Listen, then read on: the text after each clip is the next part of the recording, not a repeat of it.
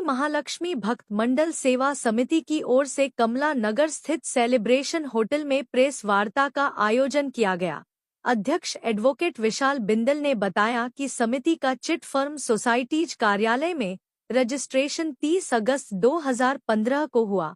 श्री महालक्ष्मी भक्त मंडल सेवा समिति जब से अस्तित्व में आया तब से एक छत्रराज के रूप में संजय अग्रवाल अध्यक्ष चले आ रहे थे, जिसमें पिछले कई वर्षों से उनके व उनके साथियों के द्वारा व्याप्त भ्रष्टाचार का विरोध निरंतर मंडल में चला आ रहा था, जिसके कारण अध्यक्ष संजय अग्रवाल व कोषाध्यक्ष विकास मित्तल ने संयुक्त रूप से मंडल की आम सभा का आयोजन 24 नवंबर 2024 को महालक्ष्मी मंदिर प्रांगण में किया। इसमें संस्था के रजिस्ट्रेशन से लेकर अब तक संस्था का चुनाव कराने पर सभी सदस्यों के बीच व्याप्त रोष को देखकर और उपस्थित सदस्यों का संविधान के अनुसार कोरम पूर्ण होने पर संस्था की समस्त कार्यकारिणी को सर्वसम्मति से भंग कर दिया गया व नवीन कार्यकारिणी का गठन चुनाव के द्वारा करने का निर्णय लिया गया।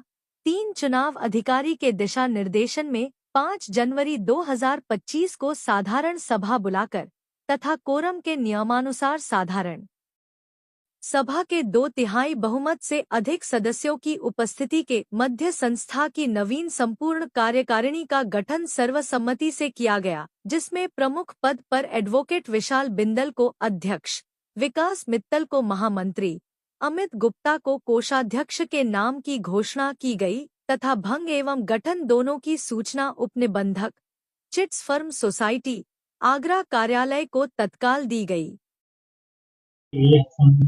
लगातार एक दूसरे पे आरोप लगाए जा रहे हैं, वो भी कह रहे हैं कि पार्टी तरीके से आप चर्चा कर रहे हो, आपका यही कहना है, क्या कारण है इसका? श्री महालक्ष्मी भक्त मंडल में आपसी विवाद था, जिसको लेकर एक बैठक दिसंबर के अंदर बुलाई गई थी, जिसमें सर्वसम्मति से श्री महालक्ष्मी भक्त मंडल सेवा समिति रजिस्टर की कार्यकारिणी को भंग कर दिया गया था। उसके बाद चुनाव की तिथि घोषित कर दी गई थी। जनवरी माह के अंदर चुनाव कराया गया, जिसकी सूचना चिट फंड कार्यालय पर दी गई।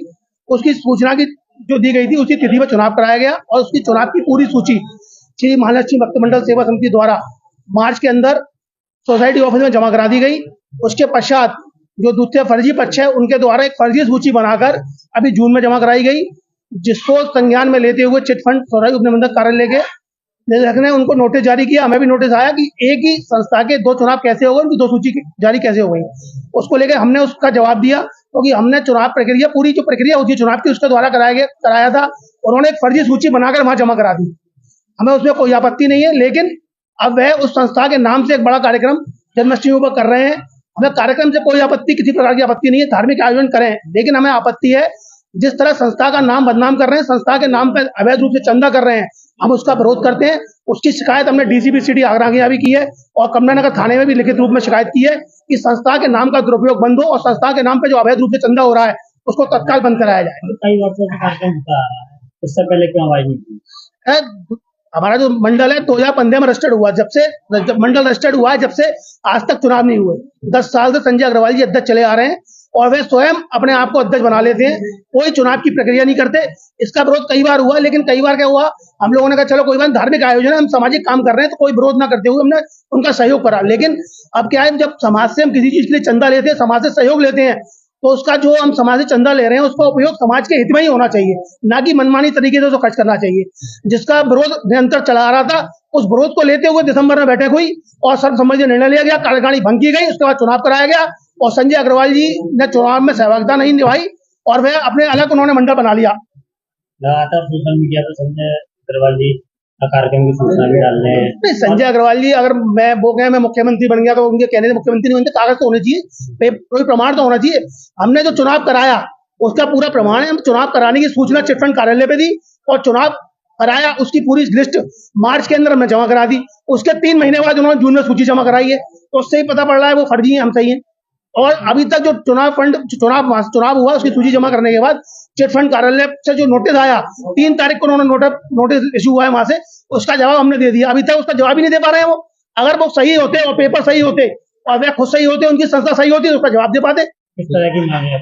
हमारी मांग है श्री महालक्ष्मी भक्त मंडल सेवा समिति रजिस्टर के नाम का दुरुपयोग बिल्कुल बंद हो और उसके नाम पे जो कार्यक्रम के नाम पे अवैध वसूली और समाज से चंदा कर रहे हैं वो, जिसका दुरुपयोग वो वर्षों से करते आ रहे हैं, उस पर तत्काल प्रभाव से रोक लगाई जाए। इंडस्ट्री क्यों नहीं पैसा देता है? नहीं, मंदिर का ट्रस्ट अलग है, वो व्यक्तिगत मामला है। मंदिर श्री देवी ट्रस्ट वह मंदिर का ट्रस्ट है, उसमें मंदिर के ट्रस्टी है, उसका डिसीजन बोल लेते हैं। ये कार्यक्रम अलग होता है, इसका श्री महालक्ष्मी भक्त मंडल सेवा समिति इस आयोजन को करती है। मंडल अध्यक्ष महालक्ष्मी भक्त मंडल सेवा समिति। प्रेस वार्ता रखी गई है, क्या है? मंडल का जो विवाद चल रहा है, हमारे द्वारा कार्यकारिणी भंग की गई, हमारे द्वारा क्या पूरी बहुमत के द्वारा, और कार्यकारिणी भंग करके विधिवत चुनाव कराए गए। दूसरा पक्ष जो फर्जी है और उन्होंने तथाकथित तरीके से चुनाव कराकर वोटर लिस्ट अपनी वहां पर सोसाइटी ऑफिस पर रजिस्टर्ड कराई गई। सोसाइटी ऑफिस के द्वारा हम दोनों पक्षों को नोटिस इशू किया गया है। दूसरा पक्ष जो फर्जी है वो एक बड़ा आयोजन कर रहा है, जो आयोजन गलत है। महालक्ष्मी भक्त मंडल बैनर तले कोई भी कार्यक्रम नहीं हो सकता, जब क्योंकि उसके अध्यक्ष हम भी हैं, क्योंकि जब तक मामला सोसाइटी फंड से क्लियर नहीं हो रहा है, जब तक वो डिस्प्यूटेड रहेगा, कोई भी पक्ष इस कार्यक्रम को नहीं कर सकता। कार्यक्रम कराने के हम विरोधी नहीं है, लेकिन हम आयोजक मंडल में महालक्ष्मी भक्त मंडल का नाम नहीं होना चाहिए। इस संबंध में प्रेस वार्ता रखी गई है। बाकी बातें हमारे बड़े भाई